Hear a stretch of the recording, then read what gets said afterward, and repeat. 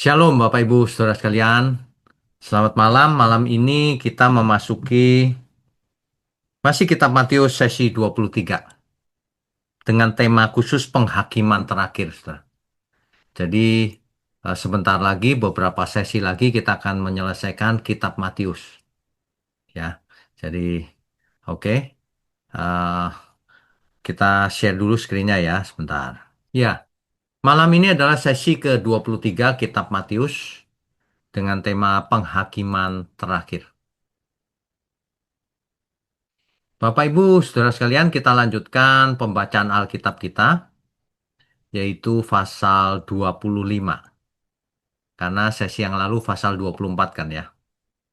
Di Matius pasal 25 ini akan bicara tentang kesiapan kita dalam menyambut kedatangan Tuhan yang kedua kali, kesetiaan dan penghakiman pada waktu itu. Ya, ada 3 poin penting. Jadi Matius pasal 25 ini itu melanjutkan pengajaran Tuhan Yesus tentang akhir zaman yang ada di Matius pasal 24. Kalau pasal 24 itu menekankan tanda-tanda dan kewaspadaan, maka Matius 25 menekankan respon orang percaya. Kalau begitu bagaimana kita harus meresponi kedatangan Tuhan ini? Apakah kita siap, setia, dan sungguh hidup sesuai kehendak Tuhan atau tidak? Itu sangat amat penting, saudara. Ini yang seringkali jarang dibahas malah. Hari-hari ini jarang dibahas, entah kenapa ya. Gereja lebih suka membahas berkat-berkat jasmani yang fana gitu, ya. Nah, di pasal ini, sebentar saya kasih warna ya. Di pasal ini kita akan membaca perumpamaan 10 gadis, kemudian perumpamaan tentang talenta, dan tentang penghakiman terakhir. Jadi ketiga hal tersebut merupakan satu kesatuan teologis, yaitu bagaimana karakter orang percaya bisa diterima oleh sang raja di kerajaan surga pada waktu kedatangannya yang kedua kali. Gitu ya, saudara ya. Oke. Ya, kita masuk ke poin nomor 1. Perumpamaan 10 gadis. Ya, itu adanya di Matius 25 ayat 1 sampai 13, saudara. Ayat 1 sampai 13. Coba kita baca dulu ya. Matius pasalnya yang ke 25 ayat 1 sampai 13. Kita baca dulu ya Bapak Ibu ya. Pada waktu itu hal kerajaan surga seumpama 10 gadis yang mengambil pelitanya dan pergi menyongsong mempelai laki-laki. Jadi Tuhan Yesus sering sekali mengajar tentang kerajaan surga memakai perumpamaan. Supaya apa? Supaya lebih mudah dimengerti. Ya. Ayat 2, 5 diantaranya bodoh dan 5 yang lain itu bijaksana. Gadis-gadis yang bodoh itu membawa pelitanya tetapi tidak membawa minyak. Sedangkan gadis-gadis yang bijaksana itu membawa pelitanya dan juga minyak dalam buli-buli mereka. Ya, ayat 5 perhatikan, saudara. Tetapi karena mempelai itu lama tidak datang-datang juga, mengantuklah mereka semua lalu tertidur. Semua ke-10 gadis ini tertidur, saudara. Ya. Ayat 6, waktu tengah malam, terdengarlah suara orang berseru, mempelai datang, songsonglah dia. Gadis-gadis itu pun bangun semuanya, lalu membereskan pelita mereka. Perhatikan, semuanya tidur. Kemudian ketika mempelai datang, semuanya bangun. Betul. Ya, menyiapkan pelitanya. Nah, disinilah ada bedanya. Gadis-gadis yang bodoh berkata kepada gadis-gadis yang bijaksana, berikanlah kami sedikit dari minyakmu itu, sebab pelita kami hampir padam. Tetapi jawab gadis-gadis bijaksana itu, tidak. Nanti tidak cukup untuk kami dan untuk kamu. Lebih baik kamu pergi kepada penjual minyak dan beli di situ. Ya. Akan tetapi, waktu mereka sedang pergi untuk membelinya, datanglah mempelai itu. Dan mereka yang telah siap sedia masuk bersama-sama dengan dia ke ruang perjamuan kawin, lalu pintu ditutup. Nah, kemudian datang juga gadis-gadis yang lain itu, yang gadis bodoh tadi, dan berkata, Tuan, Tuan, bukankanlah kami pintu. Tetapi ia menjawab, Aku berkata kepadamu, sesungguhnya aku tidak mengenal kamu, kata sang tuan itu. Ayat 13 kesimpulannya, saudara. Karena itu berjaga-jagalah, sebab kamu tidak tahu akan hari maupun akan saatnya. Kan begitu, ya. Kita ke slide-nya dulu. Ya, Bapak Ibu Saudara, di dalam konteks budaya Yahudi zaman itu, ya, dalam tradisi Yahudi, pengantin laki-laki itu menjemput pengantin perempuan pada malam hari. Nah, para gadis, kalau zaman sekarang apa namanya? Bridesmaid ya mungkin ya. Eh, Membawa pelita untuk menyambut kedatangan sang mempelai. Kadang mempelai terlambat, datang tengah malam tidak diketahui, sehingga mereka harus siap dengan minyak tambahan. Nah, karena mempelainya nggak datang-datang, ke-10 gadis ini tertidur semuanya. Sama loh tertidurnya itu. Ketika ada teriakan mempelai datang, semua bangun. Tapi 5 gadis bodoh ini menyadari bahwa ia tidak bawa minyak. Ia pinjam ke gadis yang bijaksana, tapi tidak diberi tentunya, karena nggak cukup nanti. Nah, gadis bodoh ini pergi membeli minyak itu. Sementara itu sang mempelai datang, masuk ke dalam, pintu ditutup. Jadi akhirnya meskipun gadis bodoh ini, 5 gadis bodoh ini mendapatkan minyak, tapi pintu sudah ditutup, sudah terlambat. Ini menggambarkan ketika manusia tidak mau bertobat, ya, sang mempelai itu Tuhan Yesus datang kembali, mereka tidak siap, maka pintu itu ditutup. Makna simbolisnya begini, saudara.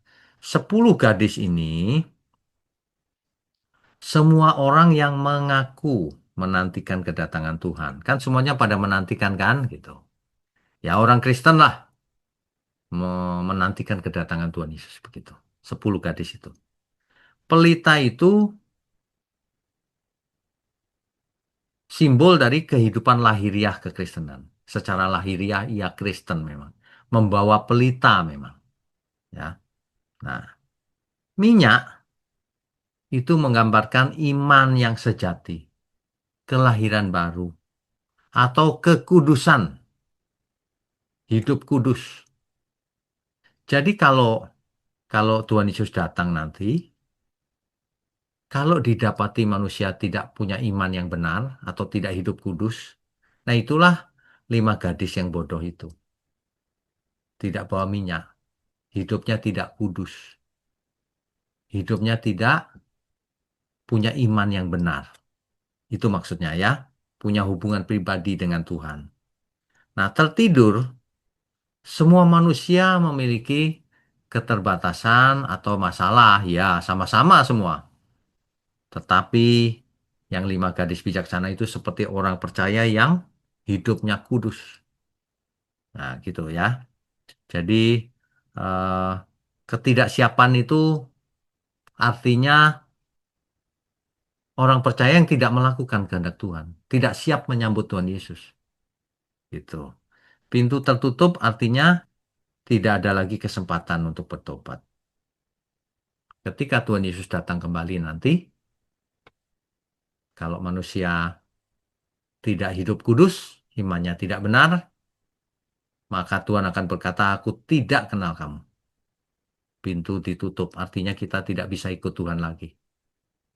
Begitu artinya, saudara. Nah, pesan utamanya, kesiapan kita menyambut Tuhan Yesus, kedatangan Tuhan Yesus yang kedua itu adalah urusan pribadi kita. Tidak bisa minta tolong orang lain, ya. Tidak bisa dipinjamkan maupun dititipkan. Hidup kudus kan harus diri sendiri. Memangnya bisa orang tuaku hidup kudus, Pak? Nggak bisa. Sendiri-sendiri.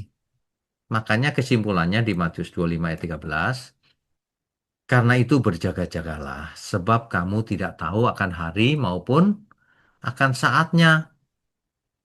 Nah, orang Kristen palsu mungkin terlihat sama dari luarnya. Sama Kristen ke gereja juga sih. Tetapi saat Tuhan Yesus nanti datang, yang membedakan adalah minyak.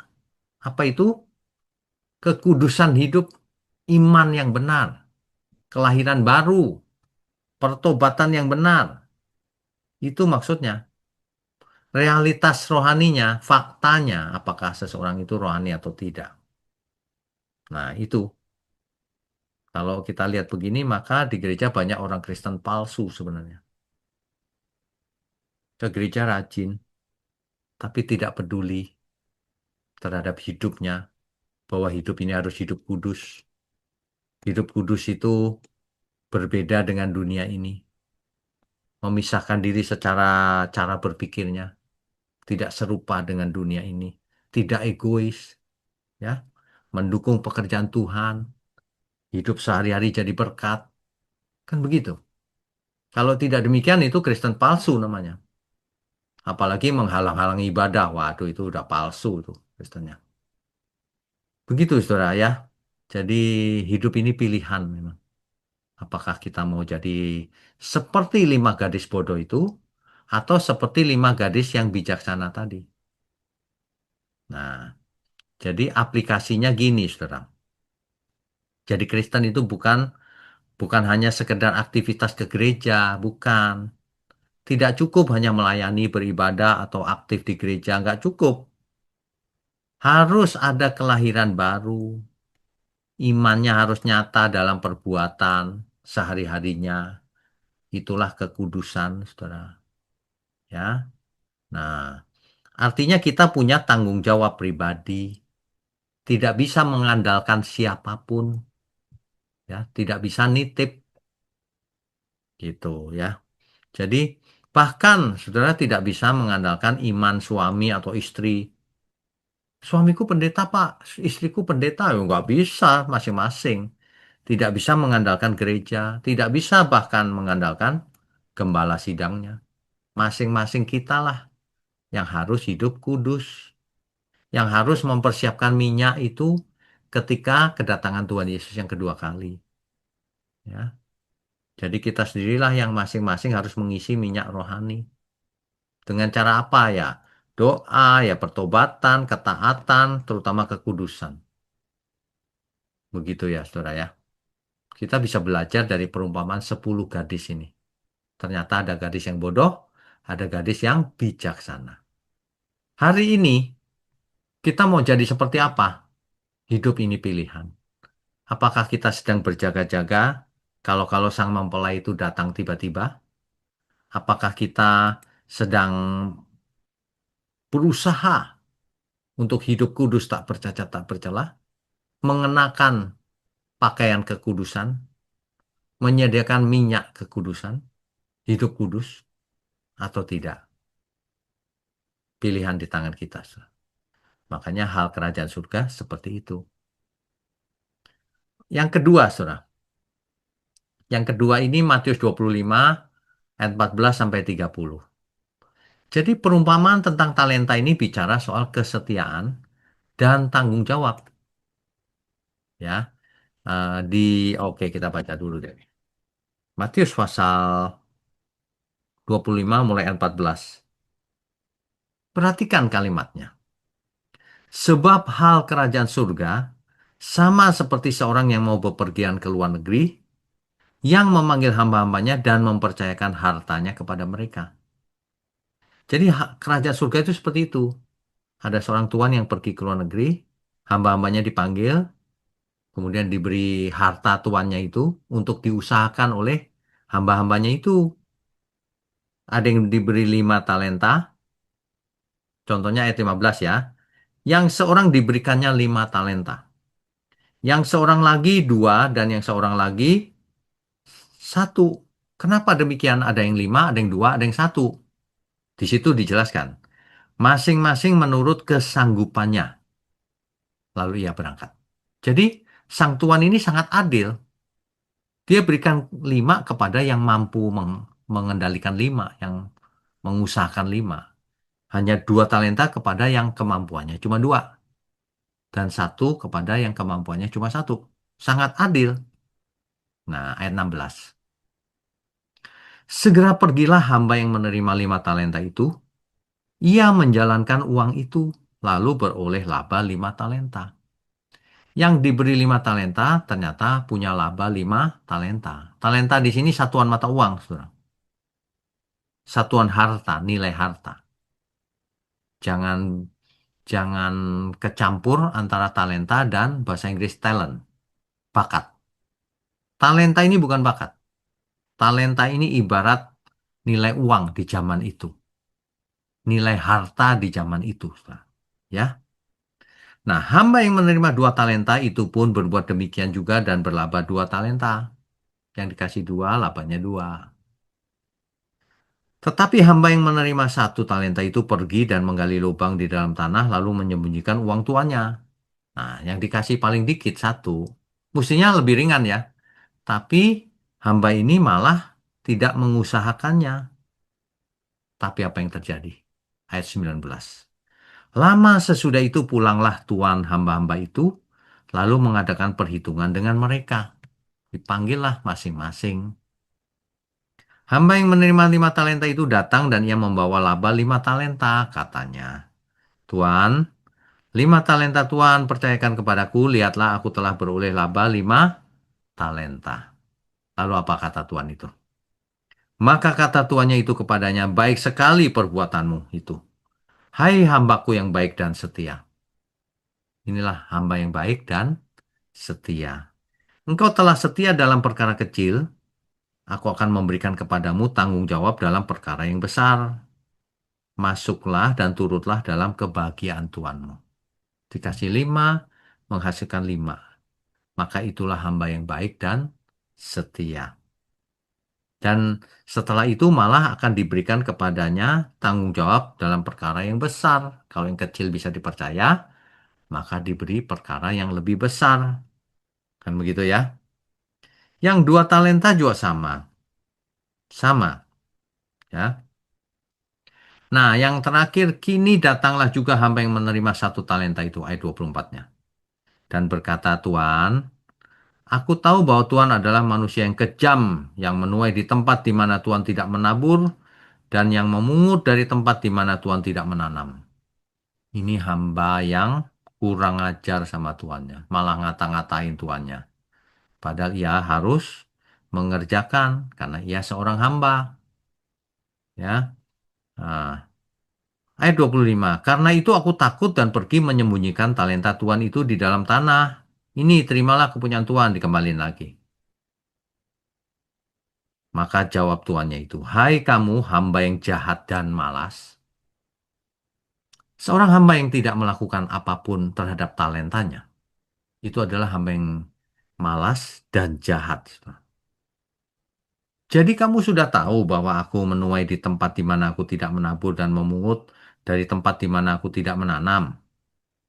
Kalau begitu, gitu, ayat 27. Karena itu sudahlah seharusnya uangku itu kau berikan kepada orang yang menjalankan uang supaya sekembaliku aku menerimanya dengan serta dengan bunganya. Kan begitu. Itu hamba yang jahat tuh. Dikasih modal, tidak diusahakan, ditanam. Ayat 28. Sebab itu ambillah talenta itu daripadanya dan berikanlah kepada orang yang mempunyai 10 talenta itu. Jadi dikasih 1 nggak bisa dipercaya, diambillah talenta itu dikasih yang bisa dipercaya. Yang 10 tadi. Ya. Nah, 29 jelas nih saudara kesimpulannya.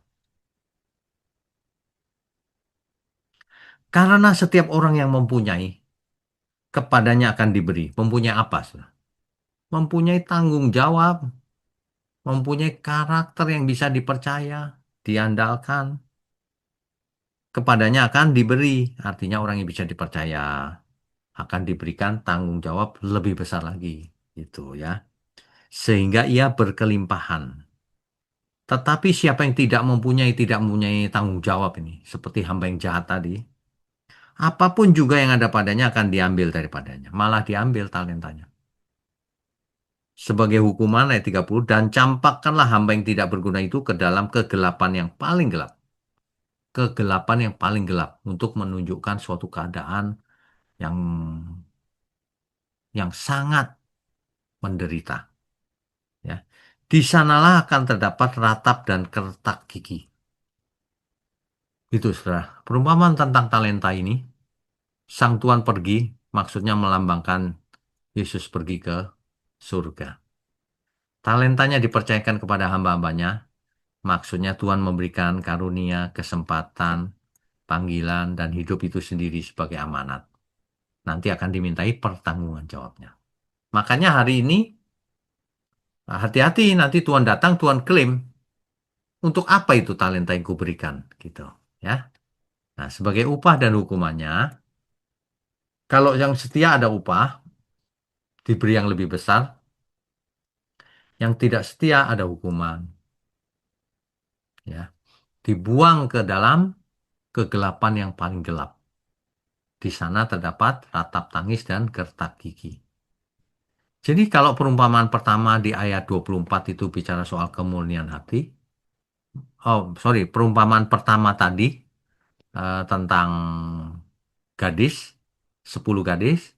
Sedangkan perumpamaan ini bicara soal kesetiaan dalam bekerja dan melakukan. Soal melakukan, dikasih talenta harus melakukan. Ya. Jadi talenta itu sama dengan tanggung jawab yang besar. Kalau dapat talenta, dapat tanggung jawab gitu. Jadi talenta ini nggak sama dengan talent dalam bahasa Inggris ya. Pada zaman Tuhan Yesus, satu talenta itu nilainya sangat besar. Digunakan untuk mengukur emas atau perak. Jadi satu talenta itu sekitar 34 sampai 36 kilogram emas. Bayangkan itu, satu talenta. Jika dalam bentuk uang, misalnya satu talenta perak ya, sama dengan 6.000 dinar. Sedangkan satu dinar adalah upah sehari. Kalau 6.000 berarti sekitar 16 tahun bekerja. Upah 16 tahun. Kalau zaman sekarang mungkin jutaan dolar kali ya. Ya. Jadi Tuhan ini melambangkan Tuhan Yesus.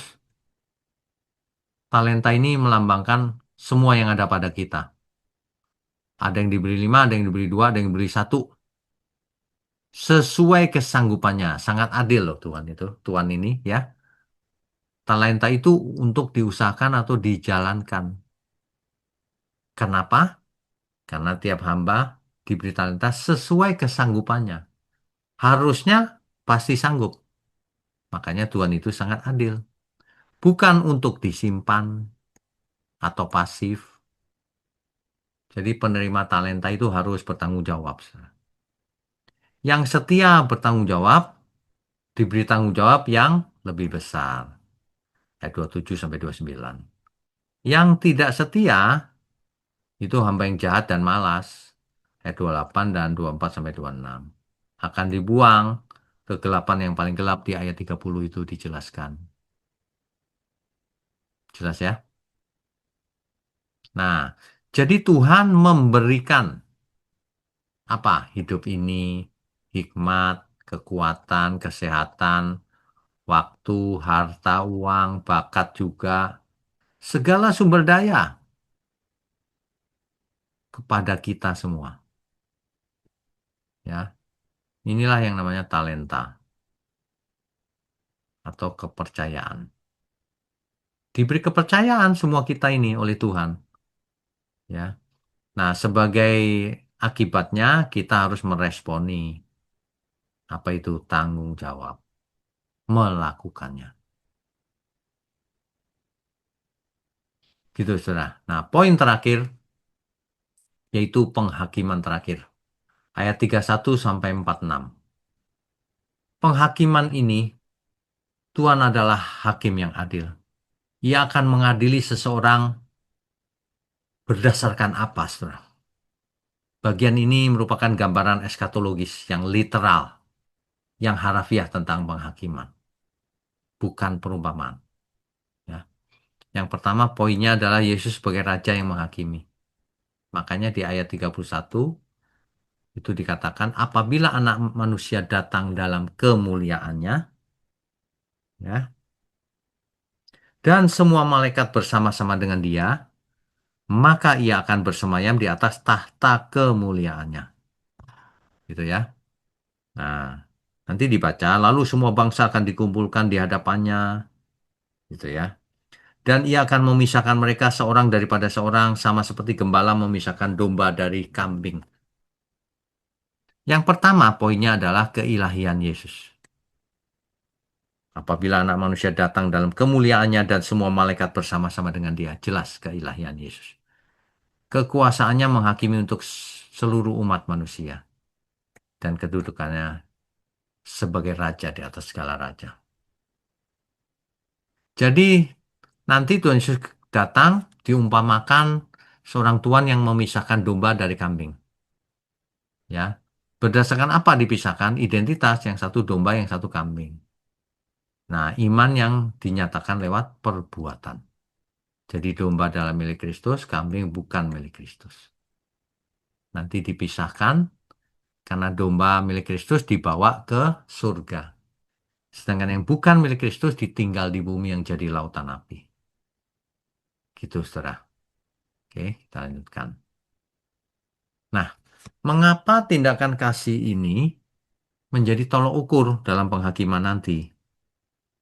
Kita baca dulu ya, supaya mengerti apa yang dimaksud. Di mana misalnya ya? Di ayat 32, saudara. Lalu semua bangsa akan dikumpulkan di hadapannya dan ia akan memisahkan mereka seorang daripada seorang, sama seperti gembala memisahkan domba dari kambing. Dan ia akan menempatkan domba-domba di sebelah kanannya dan kambing-kambing di sebelah kirinya.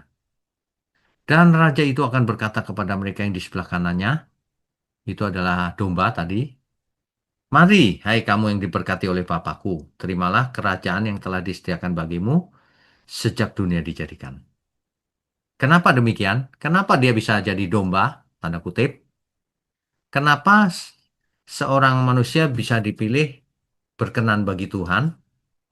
Di ayat 35 jelas tuh, saudara. Sebab ketika aku lapar, kamu memberi aku makan.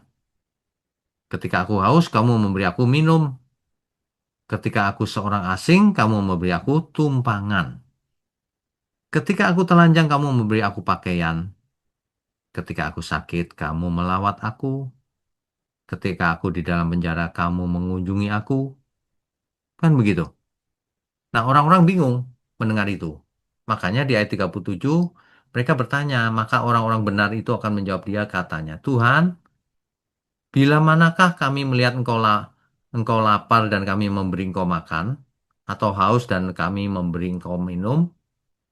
Kapan? Kita nggak pernah loh ketemu Tuhan kasih gini-gini gitu.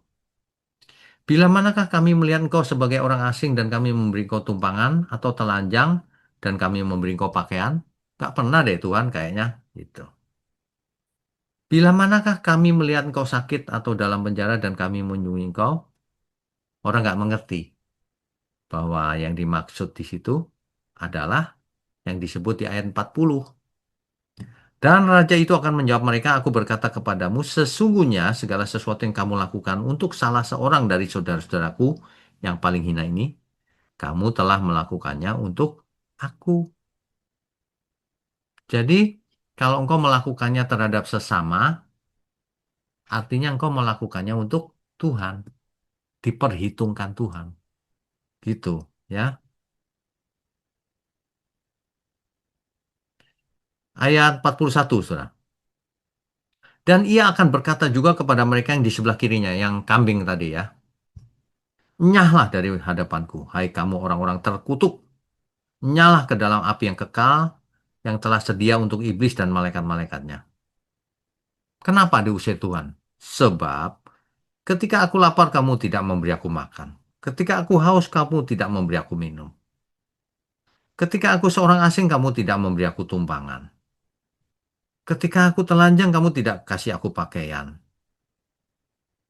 Ketika aku sakit dan dalam penjara, kamu nggak datang menjenguk, melawat. Orang-orang itu bingung. Kapan Tuhan?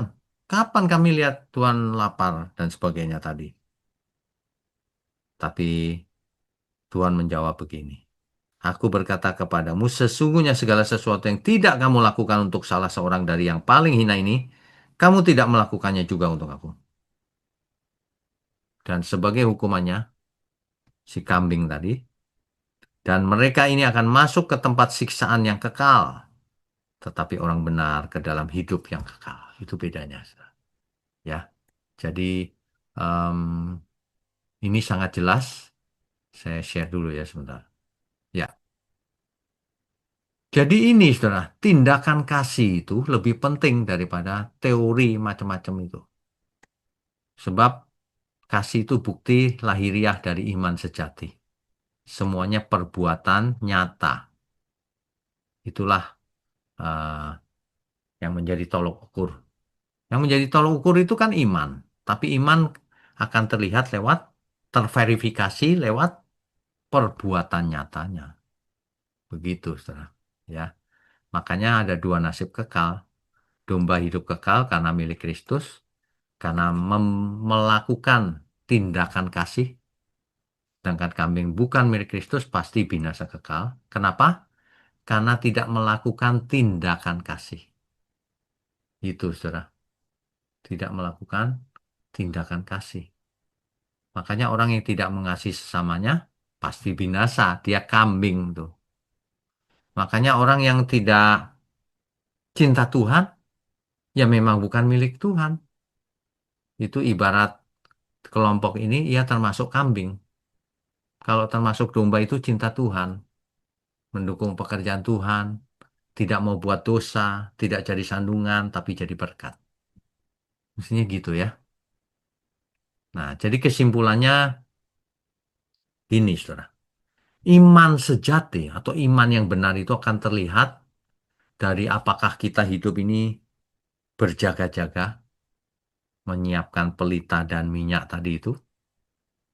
Artinya hidup kudus, iman yang benar, yang buktinya verifikasinya adalah tindakan nyata, ya. Kemudian kesetiaan menunggu kedatangan Tuhan, kan begitu.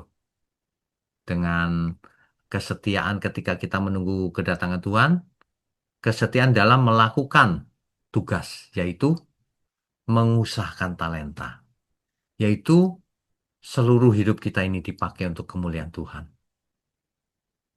Gitu, saudara.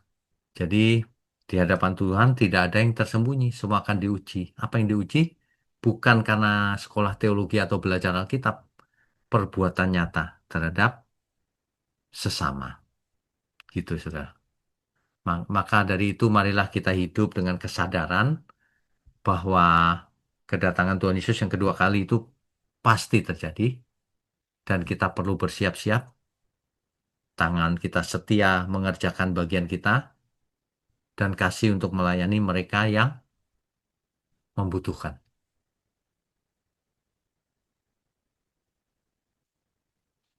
Begitu, saudara. Ya, saya pikir ini sangat jelas. Makanya kita bisa lanjutkan dengan diskusi dan tanya jawab. Yang pertama, Pak Konstanara, silakan.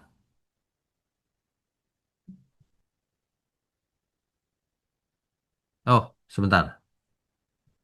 Saya buka dulu ya. Ya, silakan di-unmute.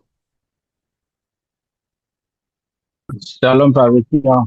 Shalom, ya. Selamat malam Pak. Selamat malam. Pak Wiki, ada dua pertanyaan ini Pak. Ya, Pak Wiki, bisa saya tanya yang minggu lalu ada Aduh satu Tuhan, yang pas saya lupa ditanya tanya jawab Pak Wiki. lagi. Aduh ampun dah gue.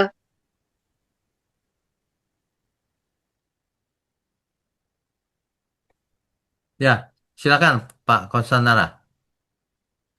Pak Wiki, waktu minggu lalu kan kayak bahas Matius 24 Pak Wiki, Oh ya, ya, yang tema besarnya kan akhir zaman begitu Pak Wiki. ya, ya. Saya lupa bertanya apakah akhir zaman itu berkaitan dengan zaman perjanjian baru Pak Wiki? Yang dimaksud di sini akhir zaman adalah kedatangan Tuhan Yesus yang kedua kali. Yang dimulainya dari runtuhnya Bait Allah di Yerusalem kalau kita baca ya Pak. Bukan. Yang dimaksud akhir zaman Bukan. adalah eh, dalam konteks ini adalah parousia, kedatangan Tuhan Yesus yang kedua kali. Ah, baik Pak. Saya lanjut dengan yang materi ini malam Pak. Ya, oke. Kalau kita melihat pasal yang ke-25 ini kan dimulai dengan eh, pada waktu itu hal kerajaan surga. Ya, Artinya kehidupan kita sekarang eh, sebenarnya kita hidup dalam sistem kerajaan surga ya Pak. ya, betul, betul, Yang dimana kita merefleksikan segala yang telah dijelaskan oleh Pak Wisnu tadi, bagaimana kehidupan gadis yang bodoh, gadis yang bijaksana, lalu dengan yang dipercayakan talenta itu Pak Wisnu. betul, betul. Bisakah ini dikorelasi dengan kasih karunia Pak Wisnu? Bisa saja. Kenapa? Karena kasih karunia itu kan dianugerahkan. Nah, artinya apa? Talenta ini yang dianugerahkan. Kan kita menerima talenta nih. Itu anugerah Tuhan loh. Ya betul. Kesempatan, kesempatan untuk melakukan kehendak Tuhan. Kesempatan untuk selamat. Itu anugerah namanya. Bisa dihubungkan. Artinya memang kalau kita berbicara dari kasih karunia itu Pak Wisnu, berarti memang kita manusia memang harus bertanggung jawab untuk melakukan itu. Pasti, pasti. Sedangkan kita bicara apa saja manusia harus bertanggung jawab. Barang siapa diberi ya dia harus tanggung jawab. Mana ada orang mendapat sesuatu tanpa tanggung jawab? Nggak ada. Ya Seseorang betul. bekerja, tanggung Kalau jawabnya apa? Ya masuk bekerja kan gitu. Makanya dapat ya, gaji. Sama, kita dapat keselamatan harus bekerja mengerjakan keselamatan. Jangan bilang Tuhan Yesus nah mati di itu, kayu salib, lalu kita nggak perlu nah itu, ngapa-ngapain. Bukan begitu. nah itu Pak Wiknya yang kan kebanyakan mungkin dari orang Kristen yang sudah diselamatkan oleh kasih karunia dan hanya oleh kalau iman. Jadi kalau kita pun mau mempersiapkan diri seperti lima gadis yang bijak atau yang menerima 5 dan 2 talenta itu dianggap itu bukan itu untuk meresponi kasih karunia itu Pak Wiknya. Ya itu kan Kebanyakan orang kan yang, begitu pemahaman. ya itu pemahaman yang salah. Wong jelas kok. Setiap perikop di Alkitab itu menjelaskan bahwa kita itu harus bayar harga, harus mengerjakan keselamatan, harus berusaha hidup kudus. Orang-orang ngajarin kita nggak perlu hidup kudus, nggak perlu ngapa-ngapain. Keselamatan bukan karena perbuatan baik, salah itu semua itu. Keselamatan tuh karena iman. Iman itu harus ada perbuatannya. Nggak ada perbuatannya bukan iman. Iman mati. Nah, simple sebenarnya. Begitu aja nggak selesai-selesai dari dulu. Manusia memang bebal. Maunya sendiri. Udah jelas. Iman macam apa yang tidak melakukan apa-apa itu? Bukan iman itu namanya. Gitu Iya, Pak ya. Wico. Kalau memang, maksudnya kalau selama kita belajar begini kan sudah terbuka pemikirannya Ya, kita. Artinya ya. Tuhan mengerjakan yang Tuhan kerjakan, kita mengerjakan yang kita harus kerjakan seperti yang dibahas malam ini. Tetapi Ya kan kebanyakan iyalah. sekarang kan Ya iyalah. cuma yang sekarang kan kita jadi gimana ya Pak Wisnu? Akhirnya orang tidak maksimalkan begitu meresponi kasih karunia itu kalau tidak Makanya, bertanggung jawab. makanya, ajaran yang salah itu merusak cara berpikir orang percaya. Makanya ajaran yang salah tidak mengubah orang percaya makin dekat Tuhan. Tidak. Merasa sudah Hmm. selamat, padahal hidupnya belum kudus. Tidak berusaha hidup kudus. Makanya orang-orang seperti itu, yang teologinya seperti itu, nggak all out untuk Tuhan. Udah selamat, saya udah lihat banyak orang begitu. Mulutnya saja jorok masih merasa udah selamat. Aneh orang-orang ini. Di semua ayat Alkitab itu menunjukkan bahwa ada bagian manusia yang harus dikerjakan. Apalagi kalau kita lihat Roma 8 ayat 12. Jadi saudara-saudara kita adalah orang berhutang. Ayo, tetapi bukan kepada daging, supaya hidup menurut daging. Hutangnya kepada roh, supaya hidup menurut roh. Sebab kalau hidup menurut daging, kita binasa. Tapi kalau hidup menurut roh, kita hidup kekal. Itu jelas. Oke, ada lagi? Ya, saya sering selalu kembali ke awal Pak Wino kalau mau merenungkan hal ini, di mana Adam dan Hawa kan juga diberi tanggung jawab untuk menaklukkan diri kepada perintah Allah kan di Taman Eden. Pasti, pasti. Matius 7 ayat 21 sampai 23. Bukan orang Betul, yang memanggil Tuhan-Tuhan yang masuk kerajaan surga, tapi yang melakukan melakukan kehendak kehendak Bapa. Bapakku yang di surga. Melakukan perbuatan. Bukan perbuatan baik biasa, tentu saja. Perbuatan iman. Tindakan iman. Gitu. Oke? Oke, Pak Wigno, terima kasih. Masih banyak Ya. sebenarnya, tapi nanti ada yang banyak bertanya juga nanti Oke, untuk oke, nasabah baik. yang lain. Ya, Terima Tuhan kasih Pak berkati. Wigno, Tuhan Tuhan berkati. berkati. Berikutnya Bu Josefina. Silakan Bu. Ya. Shalom Pak, Shalom. ini bertanya Ya, mengenai gadis-gadis yang bijaksana, yang ya, lilinnya, minyaknya selalu menyala apinya. ya, Itu ya. mengenai iman ya Pak, mengenai Ah, iman. itu Apakah sama di Lukas 12 ayatnya yang ke-37 Pak. Bunyinya seperti ini Pak. Berbahagialah hamba-hamba yang didapati, ini tentang kewaspadaan ya Pak, ya, hamba-hamba yang didapati tuannya berjaga-jaga ya, ketika ia datang. Sesungguhnya aku berkata kepadamu, ia akan mengikat pinggangnya dan mempersilahkan mereka duduk makan, dan ia akan datang melayani mereka. Sungguh ya, luar biasa ya Pak. ya. Jadi sebenarnya Itu saudara-saudaraku, iya, jadi kejarlah sebenarnya kekudusan. Alkitab itu mengajar kita dengan berbagai perumpamaan, dengan berbagai Amin kalimat, Pak. dengan berbagai cerita, tapi intinya sama. Benar, Bu? Amin. Oh, luar biasa ya, Pak. Ini para Tapi ya. iman tanpa perbuatan juga mati ya, Pak. Mati jelas kalau itu. Kalau enggak kita nggak usah Itu bikin OBS, Bu. iya, ya Kalau Pak. kita Amin. iman aja di rumah. Luar biasa, Pak. Luar biasa. Jadi iman, ya Pak. Iya. Makasih ya, Pak. Tuhan Oke. berkati kita Tuhan semua. berkati. Ya. Berikutnya Pak Pak Made, silakan Pak.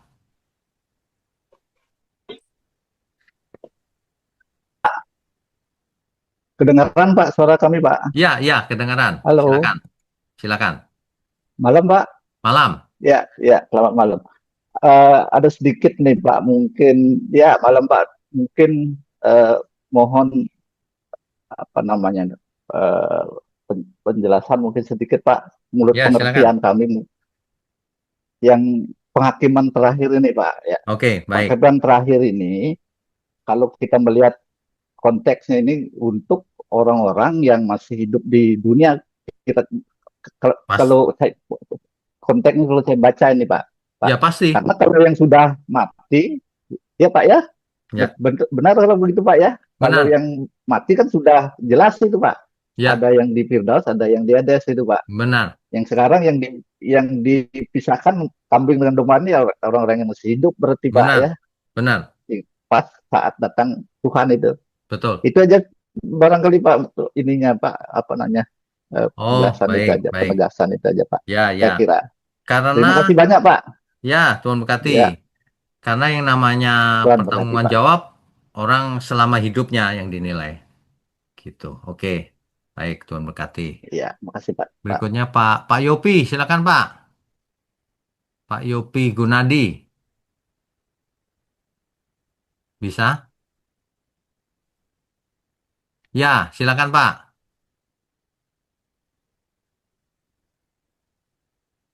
Di unmute Pak. Mic-nya nggak bunyi.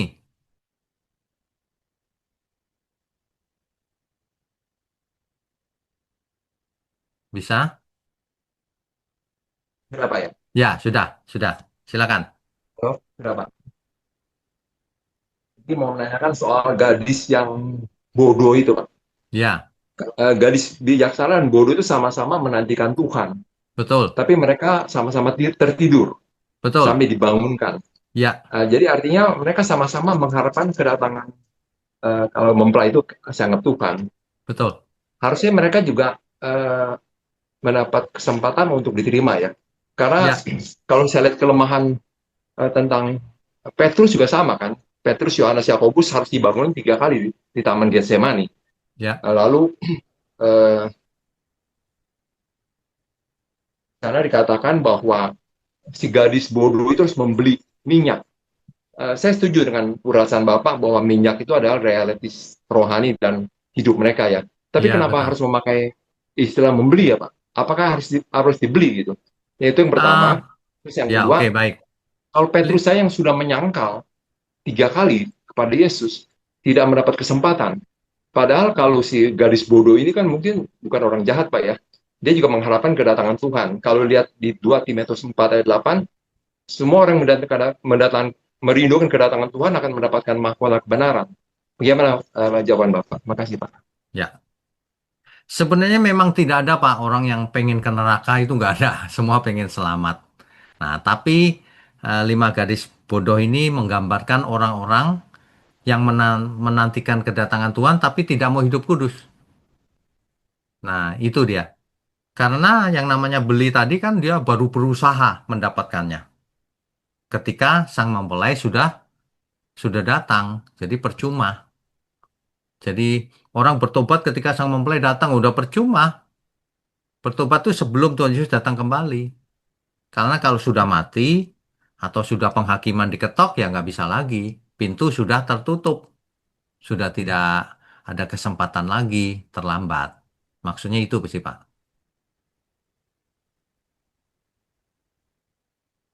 Ya, oke. Tuhan berkati Pak Yopi.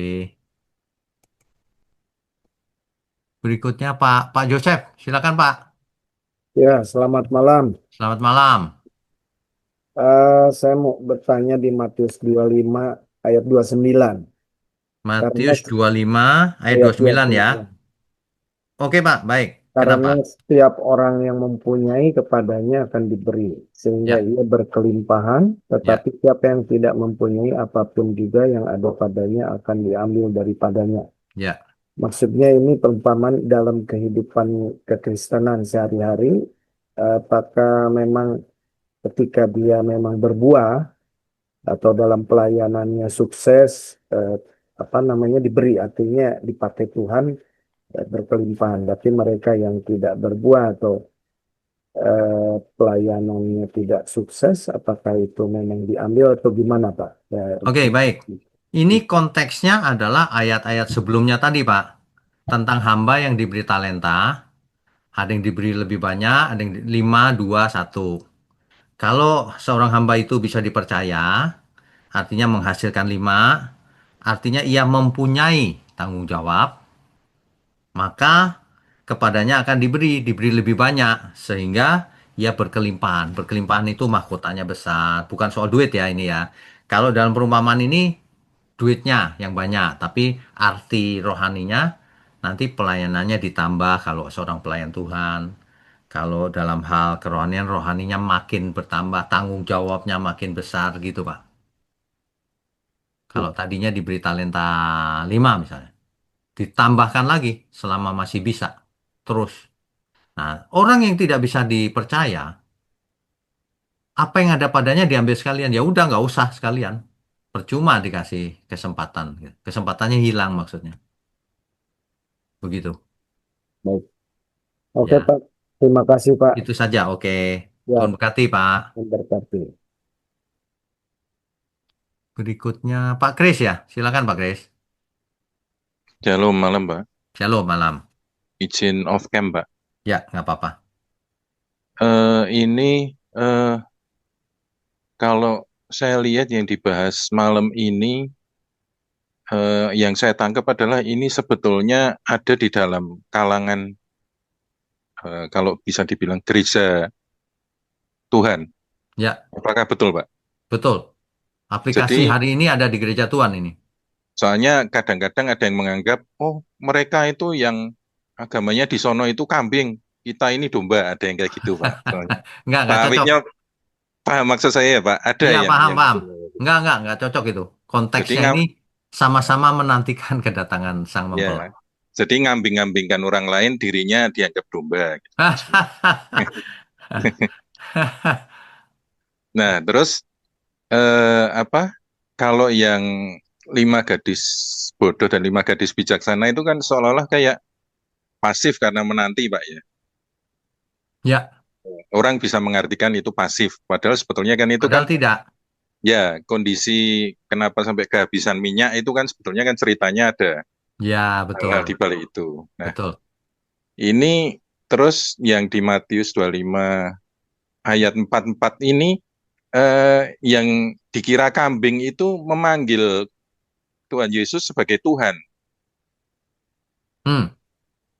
Yang mana, Pak? Ya, Matius 25 ayat 44. Lalu mereka Oh, pun oke. akan menjawab dia, katanya, Tuhan, bila mana kami Ya, melihat engkau lapar. Nah, berarti kan ini kan manggil Tuhan Yesus Tuhan, Pak. ya, Ya, berarti kan itu mentah yang tadi. Nah, ya. terus saya minta dikoreksi, nangkepnya saya itu, mereka ini, kalau orang Jawa ngomong rumongso, mereka itu sudah merasa sudah melakukan yang baik-baik, cuma masalahnya, ini yang saya tangkap, Pak, ini seolah-olah kayak ada eksklusivitas di apa jemaat gereja ini kan yang saya lihat paling eh, buat perasaan belas kasihannya tumpul ke apa rindu jiwa-jiwa untuk mengenal Tuhan itu kan sebetulnya karena salah satunya itu terlalu eksklusif, Pak. Pak Wiknya paham maksud saya? Mengerti. Orang lain kambing, saya domba, itu juga Ya, salah mengerti. satu dimensinya itu. Nah, padahal ini kalau tadi yang 5 gadis bodoh, 5 gadis bijaksana itu berkaitan dengan rohani yang ini kambing dan domba ini kan tindakan nyata sebetulnya, Pak. Benar. Betul sekali. Dasarnya Nah, tindakan nyata tadi. nah, padahal kalau kita sikap hidup kita sebagai orang Kristen itu eksklusif, kita merasa, oh saya sudah baca Alkitab, Pak Wiknya kemarin ngambil angka berapa? 100 kali. Sudah Hmm. baca Alkitab 100 kali, sudah persekutuan doa, sudah doa pagi tiap pagi, sudah ikut kebaktian tiap minggu, sudah ngasih perpuluhan, mungkin enggak perpuluhan wis tambahi jadi 12% misalnya Hmm. supaya sesuai hukum Taurat. Hmm. Eh, saya sendiri kan di awal-awal jadi Kristen saya merasa semua sudah saya lakukan termasuk melayani di gereja, ya wis saya domba gitu loh Pak.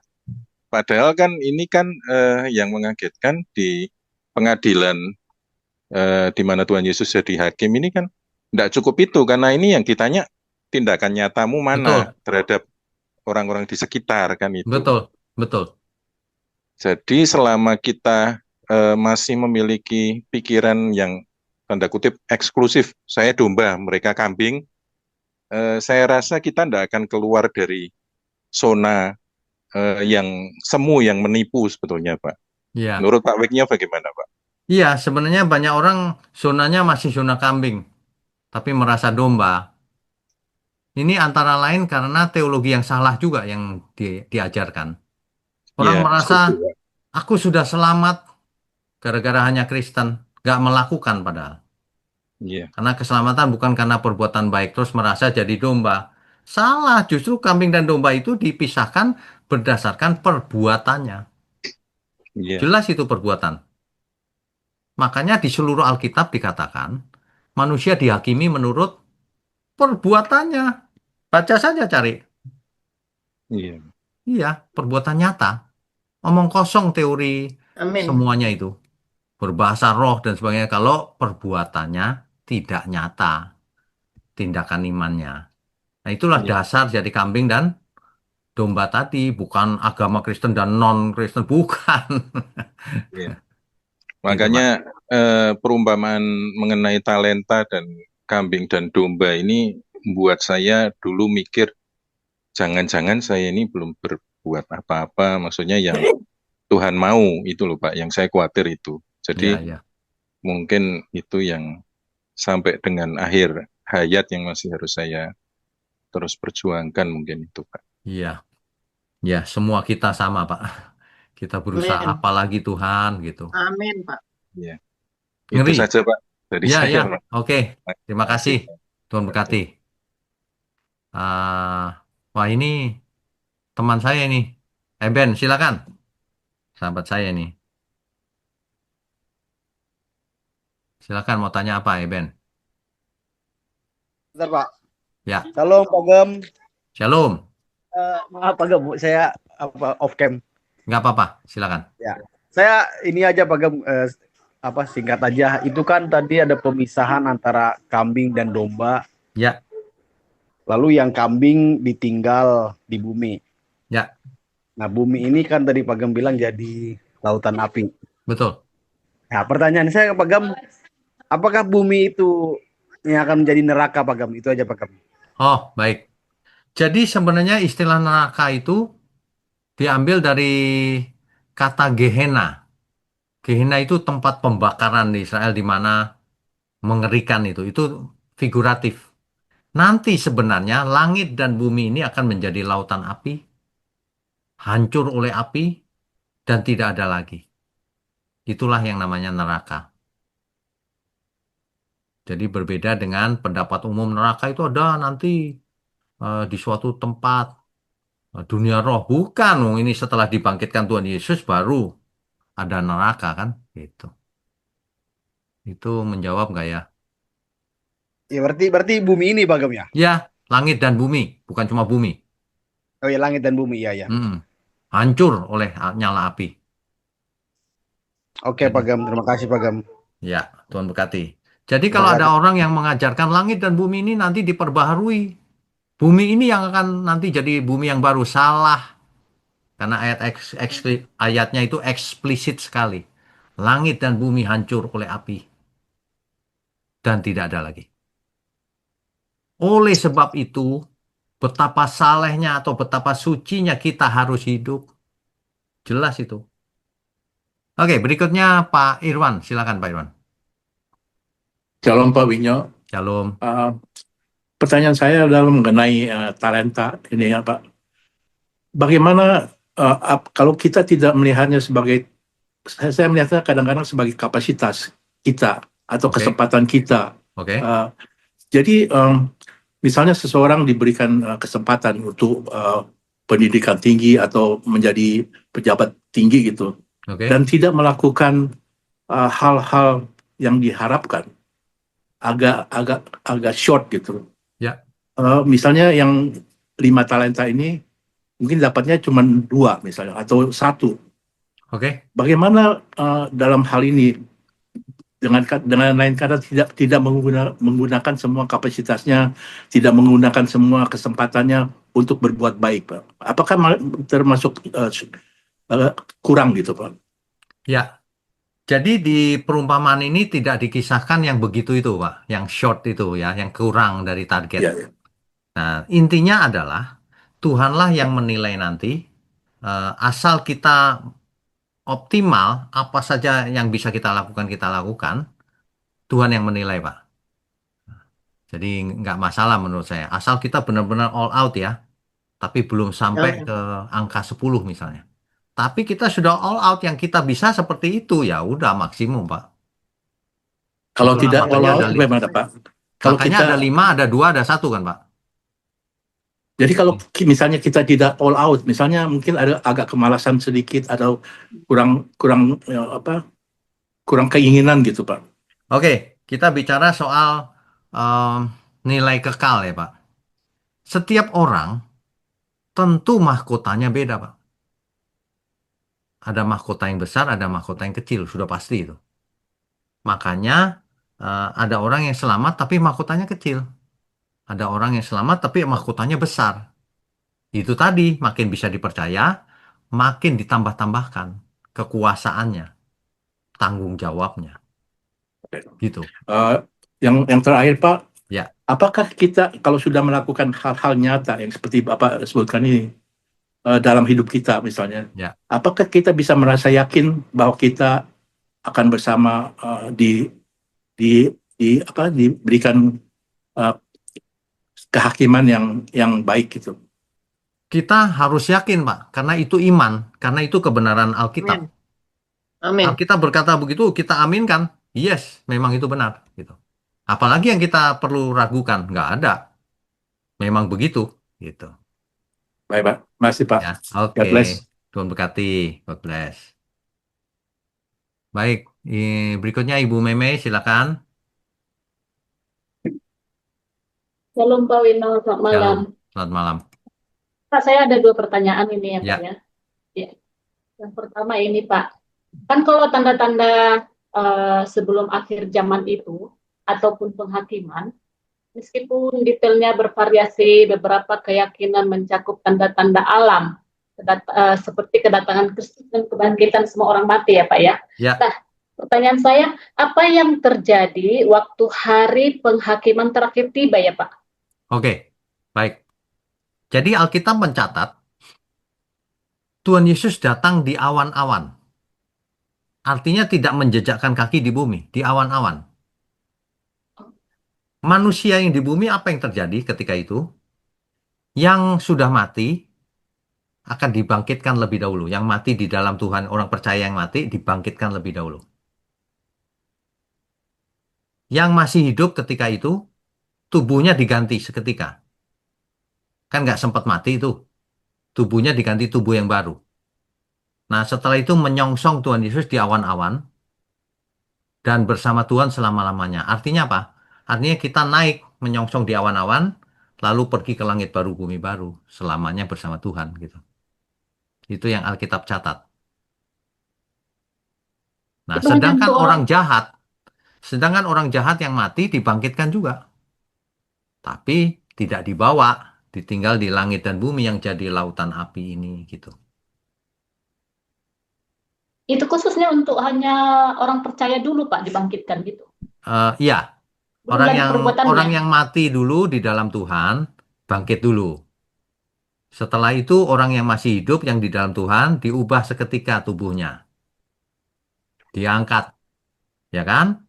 Nah, setelah itu yang mati tapi orang fasik, orang jahat dibangkitkan juga. Tapi untuk ditinggal di langit, di bumi yang jadi lautan api, gitu. Jadi kalau orang yang percaya tapi perbuatannya Jahat. belum, ya gimana ya? Ya itu bukan orang percaya. Itu Oh, itu orang belum. Kristen aja, tapi bukan orang percaya. Ya, ya, paham. Pak. Itu nggak percaya iya. Tuhan artinya. Ya, ya. Karena sekarang ini kan Pak banyak ajaran kalau kita percaya sama Yesus gitu ya, kita Ya. itu sudah diselamatkan gitu loh Pak, tanpa perbuatan. Ya. Itu kalimat itu tidak salah loh. Kalau kita percaya Tuhan Yesus, kita diselamatkan. Iya betul. Tapi percaya itu artinya apa? Jangan cuma percaya dengan mulut, itu bohong. Kalau percaya nggak cuma mulut, semua tindakan kita mencerminkan bahwa kita percaya gitu. Amin. Ya kan? Iya Pak, saya setuju. Tapi itu saya punya pastor dia bilang dari mulut kita percaya kepada Yesus dengan mulut aja loh Pak. Kita udah Ya. diselamatkan nanti masuk surga gitu loh. Ya udah masuk surga Aneh. kalau itu dia. Iya Pak, yakin dia Pak. Ya terserah dia yakin. Alkitab ngomongnya lain. Ya kan? Iya. Terserah orang yakin terserah. Kan banyak orang aku yakin. Ya terserah yakin situ. Kebenaran tidak tergantung keyakinan kita. Iya betul itu Pak, Kebenaran saya setuju. sesuai Alkitab. Iya. Gitu. Ya. Satu lagi ya Pak ya. Ya boleh. Bagaimana Pak perbuatan baik kita bisa menjadi bukti iman kita yang sejati ya Pak, yang tertulis pada Matius 25 ayat 31 sampai 46 itu ya Pak ya. Ya. Thank you. Artinya perbuatan kita itu harus dimotivasi karena kita mengasihi sesama. Kalau cuma perbuatan baik, misalnya gini. Kalau Amin. saya berbuat baik nih, di foto masuk koran supaya saya terkenal. Nah, itu bukan perbuatan baik. Itu bukan baik di Ya. mata Tuhan. Perbuatan baik itu Tuhan tahu persis di hati kita itu memang perbuatan baik atau bukan. Orang dunia banyak perbuatan baik untuk mencari nama supaya kelihatan baik, pencitraan, kan gitu kan? Iklan, gitu. Beda kalau itu bukan perbuatan baik di hadapan Tuhan. Kalau perbuatan baik itu Pak seperti ikhlas gitu ya Pak ya? Bukan cuma ikhlas. Jadi kita memang benar-benar mengasihi orang, bukan karena supaya aku dia pandang baik. Itu belum.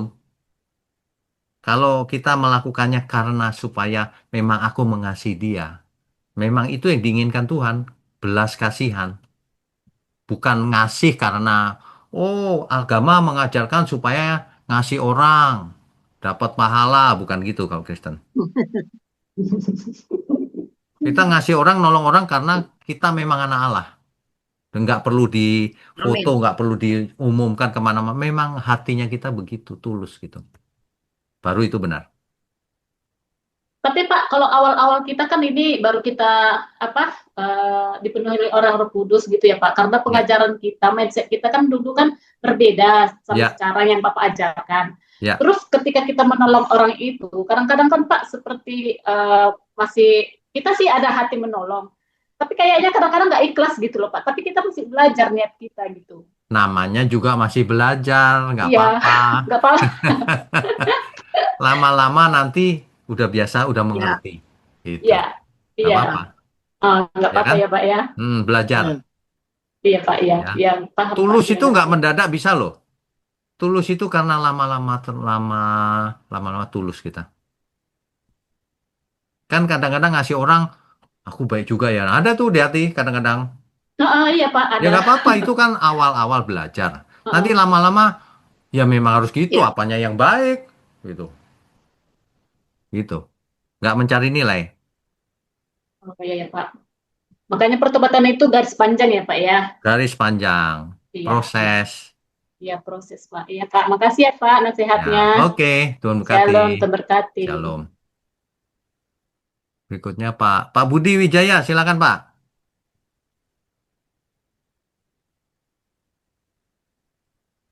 Ya, Ya, shalom Pak Wigno. shalom. Pak, pertanyaan saya sudah sebagian terwakili Pak oleh teman-teman yang lain itu Pak. Oke. Teman tolong dikoreksi aja Pak.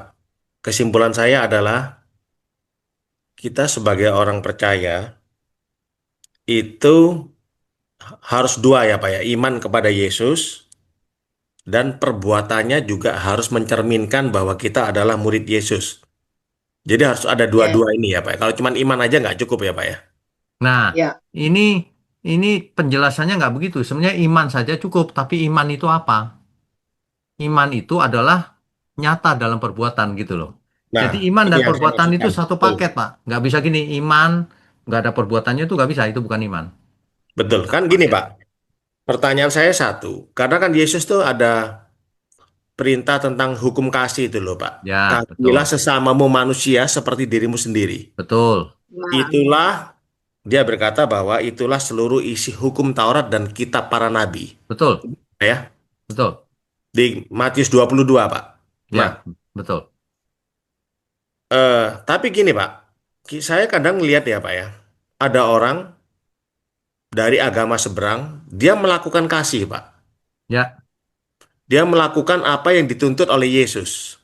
ya, bisa. Nah, tapi dia tidak ada iman kepada Yesus. Ya, Nah, sebaliknya, Pak.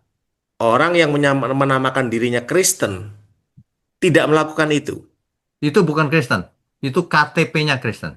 Tiap hari seminggu mungkin 2-3 kali ke gereja, Pak. Doa doa malam, acara doa apa kebaktian ini, doa puasa, rutin ke gereja, tapi perbuatannya kalah, Pak, dengan orang yang non Kristen ini. Tapi mereka setiap kali ada peristiwa-peristiwa besar, misalkan, Pak ya, COVID-19 yang tempo hari, itu mereka justru terdepan, Pak, memberikan bantuan, Pak. Saya tahu. Nah, saya nggak sebut lah, Pak, organisasinya pasti Bapak tahu. Ya, Nah, ketika terjadi gempa besar di Palu ya, Pak ya, ya, mereka juga terdepan, Pak, untuk ya, memberikan bantuan kepada korban, kepada apa dan itu gereja waktu itu nggak ada namanya, Pak, nggak terdengar suaranya. ya, Nah, terus yang sekarang ini, Pak, ketika terjadi banjir bandang di Sumatera, yang kita semua tahu, ya, mereka juga terdepan, Pak, ya, melalui lewat jalur laut. Mereka lewat jalur udara, darat karena nggak bisa lewat gitu loh. Mereka ya. memberikan sumbangan yang luar biasa besar, bantuan macam-macam, makanan dan segala macam. Nah, Pertanyaannya, Pertanyaannya adalah di kitab Roma 2 ayat yang ke-14, Pak. Ya. Nah, apabila bangsa-bangsa lain yang tidak memiliki hukum Taurat oleh dorongan diri sendiri melakukan apa yang dituntut oleh hukum Taurat, maka walaupun mereka tidak memiliki hukum Taurat, mereka menjadi hukum Taurat bagi mereka sendiri. Sebab dengan itu mereka menunjukkan bahwa isi hukum Taurat ada tertulis di dalam hati mereka, dan suara hati mereka turut bersaksi dan pikiran mereka saling menuduh dan atau saling membela. Ya. Yang ke-16, hal ini akan nampak pada hari bila mana Allah sesuai dengan Injil yang kuberitakan akan menghakimi segala sesuatu yang tersembunyi di dalam hati manusia oleh Kristus Yesus. Pak, artinya kan mereka juga akan dihakimi juga, Pak, yang non-Kristen ini. Sesuai dengan hati nuraninya mereka. Apakah mereka ini selamat atau enggak, Pak? Oke, baik.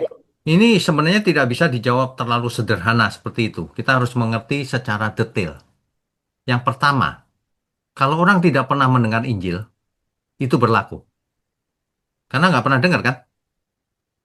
Ya, Contohnya tapi Abraham. Masa Abraham mau ya, dihakimi percaya Tuhan Yesus apa enggak? Kan enggak. ya, tapi mereka melakukan apa yang diperintahkan oleh Tuhan Yesus. Betul. Jadi Gitu loh. di zaman itu belum ada Alkitab, Injil belum kemana-mana.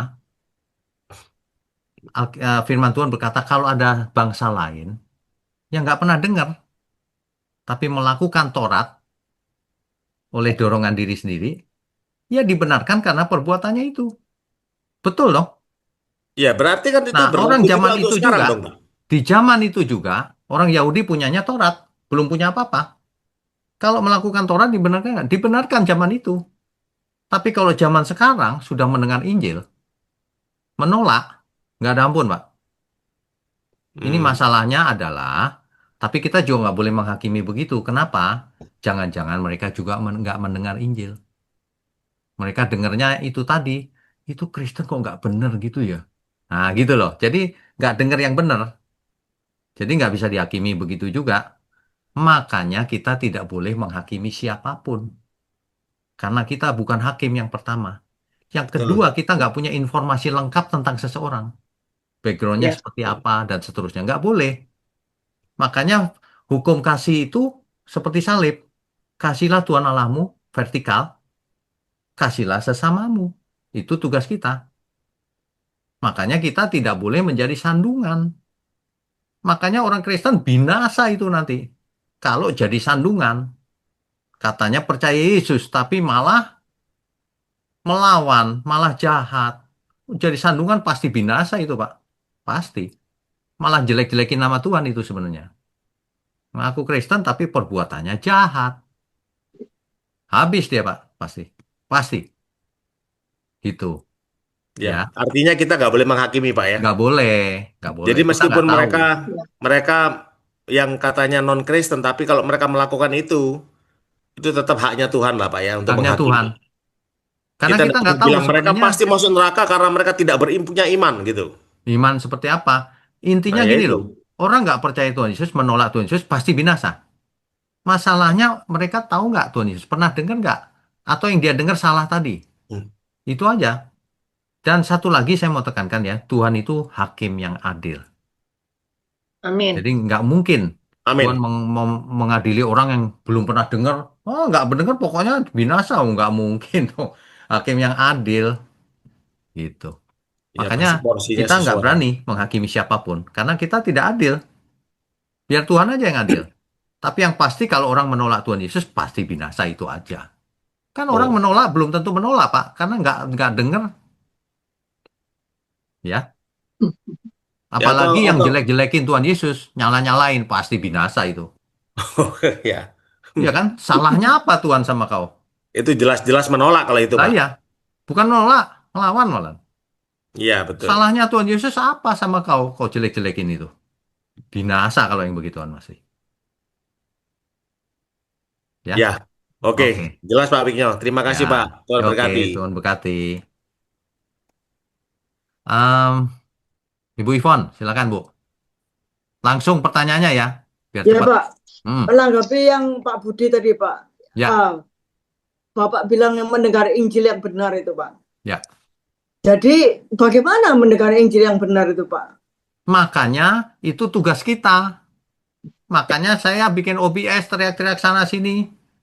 Dikritik banyak orang nggak masalah. Itu tujuannya itu supaya orang mendengar Injil yang benar. Amin. Jadi Itu.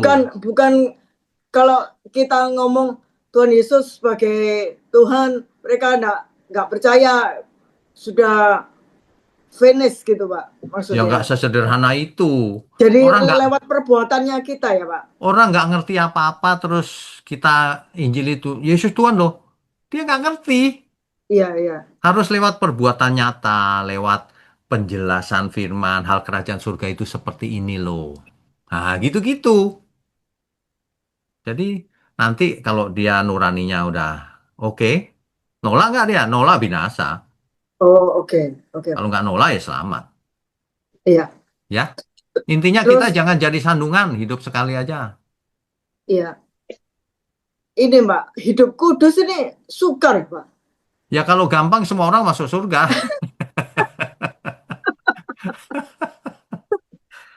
Ah, justru susah Saya itu. mengalami begini, Pak.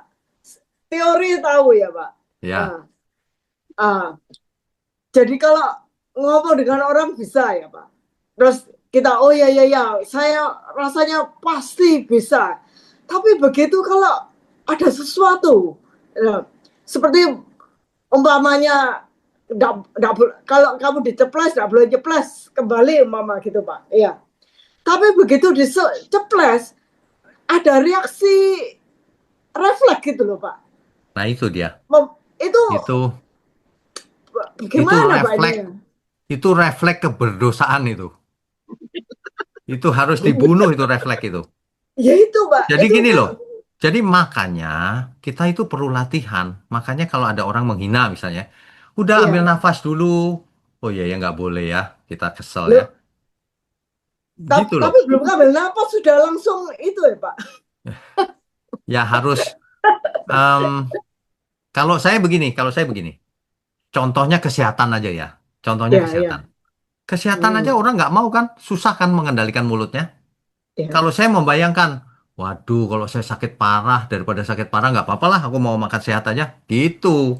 Bayangkan aja kalau Iya. aku ditolak Tuhan betapa sedihnya ya, mengerikan juga. Nggak apa-apa, aku mau Benar. dikritik, dihina, nggak refleksnya udah mati, dihina biarin aja. Oh siapa dia, nanti dia juga mati, kita juga mati, kan ketemu Tuhan nanti. Kan Iya. gitu. Ya, Jangan. saya sendiri merasa kaget. Loh, kok bisa berbuat itu ya, Pak? Ya. Nah Lah, makanya gini, apa makanya saya nggak begini, mengasihi Tuhan begitu? makanya begini. Ketika refleks itu muncul, Ya, kita harus cepetan sadar. Loh, aku kok masih punya itu ya? iya. Ampun Tuhan. Amin. Gitu. Amin. Saya kalau bikin salah ya, meskipun nggak sengaja gitu, saya itu kepikiran loh, kok tadi itu Iya, bisa betul, gitu Pak. ya? Iya, Pak. Belajar ya, Nah, Pak. itu indikasi baik tuh. Jangan gini, salah gitu ya. Nggak apa-apa lah sekali-sekali. Wah, udah deh. Kalau kita, aduh Tuhan, tadi itu kok aku bisa salah ya Tuhan? Nyesel aku. Iya, Ya, iya, Pak. Nah, menyesal. itu baru benar. Nanti lama-lama makin jarang salahnya, Terbiasa. lalu nggak bisa salah lagi. Gitu, Amin. ya. Kemudian itu, Pak, yang kembali ke kitab Matius yang 16 ya, Pak. Yang Petrus ditanyai Tuhan, siapakah aku ini? Terus Petrus menjawab, Mesias. Ya. Itu Petrus tahu bahwa Tuhan itu Mesias karena Roh Kudus, Pak. Seperti kita terbuka bahwa Tuhan itu Mesias. Apa itu Roh Kudus, Pak, yang mengungkapkan. Jadi bukan begini loh, Petrus dibisikin nama Roh Kudus. Bukan. Petrus sudah hidup bersama Tuhan Yesus berapa lama? Dia sudah melihat Lazarus bangkit, yang buta dicelikan. Dia sudah lihat Tuhan Yesus berjalan di atas air, membentak badai-badai berhenti. Siapa orang ini? Petrus sudah tahu. Jadi ketika Tuhan Yesus berkata bahwa Berbahagialah engkau Simon bin Yunus, sebab bukan manusia yang menyatakan itu kepadamu, melainkan Bapakku yang di surga. Itu artinya bukan dibisikin gitu, bukan. Dinyatakan kepada Petrus melalui kejadian sehari-hari itu loh. Oh iya Oke. ya, bener. Di samping itu memang ada Roh Kudus dalam dirinya, pasti. Sama seperti kita ada Roh Kudus dalam diri Amin. kita, tapi mau percaya nggak? Ya. Gitu. Ya. Ya. Bagaimana kalau orang sebelum meninggal, Pak, kemudian dia mau mengaku Tuhan Yesus sebagai juru selamat, padahal kita iman dengan perbuatan, loh. Lah ini belum berbuat, Pak. Itu kan mesti diuji, toh, Pak. Seperti yang saya bilang, ku hidup kudusukan. Baik, ini pertanyaan bagus sekali nih. Ketika seseorang sudah mau mati, bisa nggak dia lari 1 kilometer? Ya udah nggak bisa, udah lemes. Kalau Ya. di kala itu dia bertobat, diterima pertobatannya. Pasti. Karena cuman itu yang dia bisa lakukan.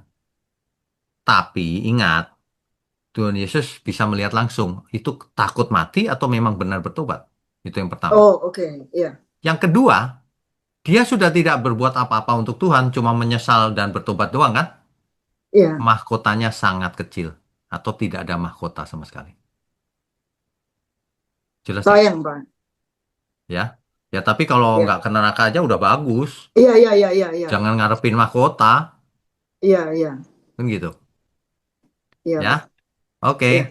Terima kasih, Pak. Ya, Selamat Tuhan berkati. Tuhan berkati. Terakhir Pak Mulyono, langsung pertanyaannya. Karena tinggal 1 menit, 2 menit nih. Ya, malam Pak Wiknya. Malam. Pak, ini tentang perumpamaan talenta tadi, Pak, tentang Ya. kerajaan surga itu, Pak. Ya. Itu berarti di kerajaan surga itu juga berlaku ya, Pak, yang punya 5 talenta, 3 dan 1 itu. Berlaku Pasti. seperti itu. Pasti. Nah, pertanyaannya gini, Pak, kalau kita di dunia ini punya 5 talenta, nanti di surga juga 5 talenta gitu, Pak. Enggak. Relevansinya. Enggak. Gimana, Bukan itu. Kan tadi ada ayatnya. Yang dikasih 5 menghasilkan 5. Maka dia diberi perkara yang lebih besar lagi. Lebih lagi. Berarti Gitu. apa yang di dunia ini dibawa ke surga, Pak? Apanya yang dibawa? Tar dulu, Maksudnya hati-hati. talentanya. Talenta. Loh, apa itu talenta? Talentanya. Apa itu talenta? Apa talenta itu? Rumah? Atau apa? Ya hidup kita, Pak. Lah iya, harta dibawa Hidup nggak? kita. Harta dibawa nggak? Enggak. Kan apa yang kita perbuat di dunia juga dibawa ke Harta surga kan, dibawa Pak, nggak? nantinya. Jawab dulu. Loh kok bingung? Rumahnya Bapak dibawa nggak ke surga nanti? Putus-putus, Pak. Oh, Ini putus-putus. internetnya. Oh, oke, oke. Harta kita dibawa nggak ke surga? Tidak. Oh, harta Tidak. enggak, Pak? Nah, harta itu Enggak. termasuk talenta yang dimaksud ini. Harta kita itu mau dipakai untuk Tuhan apa enggak talenta itu? Talenta itu termasuk harta. Nggak dibawa ke surga harta. Yang dibawa cuman karakter kita Oh ke ya. surga. Nah, di surga diberikan Ya. tugas yang lain lagi, memerintah bersama Tuhan, gitu loh maksudnya. Jelas Jadi ya? karakter kita sama nanti, Pak, di dunia sama di Ya surga iya, nanti masa sampai karakternya. surga terus kita lupa diri, amnesia, lupa ingatan? Ya enggak lah. Lanjutan dari hidup ini. Ingat nggak Tuhan Yesus cerita tentang orang kaya dan Lazarus? Orang kaya masih Ya. ingat nggak saudaranya yang di bumi? Iya. Masih kan? Ingat. Masih, Nah, masih. iya, Ya. begitu nanti. Makanya, Oke, Pak. Benar. kalau hari ini seseorang jahat, nggak mungkin sampai surga. Di surga nggak ada orang jahat. Nggak akan. Makanya kita ketakutan hari ini, ketakutannya bukan takut setan, takut jangan sampai aku jadi berdosa ya Tuhan. Itu loh. Benar-benar betul. Ya, ya. Ya. Ya, cuma saya ngerilit antara yang di dunia sama di surga gitu aja, Pak. Ya, Tentang talenta. relate-nya itu aja. Ya. Roh kita dan jiwa kita sampai ke surga. Ya udah. Amin. Ya. Itu aja, Pak Wisnya. Oke. Makasih banyak. Ya, Ya. Tuhan berkati. Oke, malam ini habis juga ya, tapi sudah lewat jamnya. Oke, kita tundukkan kepala yuk. Mari kita berdoa. Bapa di surga, terima kasih untuk malam hari ini. kami semua mendapatkan rema yang luar biasa. Biarlah kami melalui pengertian demi pengertian, semakin hari semakin lengkap, semakin hari semakin membawa kami kepada kedewasaan rohani. Sehingga kami mau menjadi seperti gadis yang bijaksana, bertanggung jawab, sehingga ketika Tuhan Yesus datang, kami didapati berkenan. Terima kasih, kami mengucap syukur untuk program online Bible Study. Kami percaya Tuhan yang berkati. Kami juga mengucap syukur untuk GMM, Gereja Mula-Mula. Semua pelayan Tuhan, semua umat Tuhan dimanapun berada. Makasih, hanya dalam nama Tuhan Yesus kami berdoa dan mengucap syukur. Haleluya. Amin. Amin.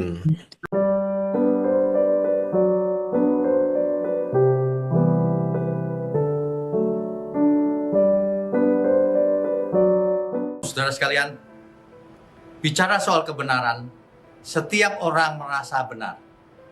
Makanya semua kecap dinomor satukan. Ada orang yang mengatakan saya paling benar, ini paling benar, itu paling benar. Mana sebenarnya yang paling benar? Oleh sebab itu, hadiri seminar 7 natur kebenaran dan aplikasinya.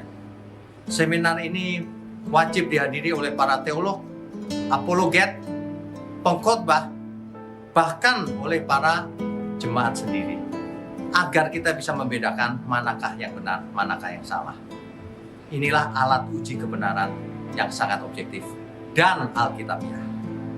Pastikan saudara ikut dan ajak seluruh saudara dan sahabat-sahabat. Bapak-bapak dan ibu-ibu yang terkasih dimanapun berada, yuk kita belajar pelajaran Alkitab bersama secara online setiap hari Rabu jam 7 malam bersama Pendeta Bapak Wignio Tanto secara online, bisa melalui Zoom.